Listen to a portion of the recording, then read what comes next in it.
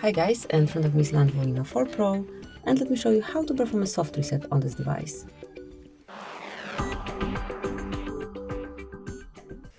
So basically all you have to do is tap on power button and hold it. Keep holding.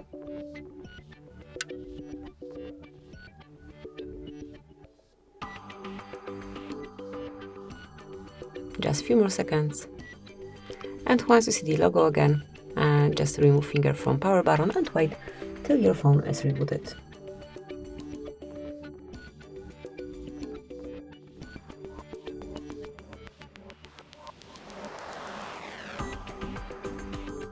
And that's it. Now just unlock your phone and use it in a normal way. Thank you for watching. Please subscribe our channel and leave the thumbs up.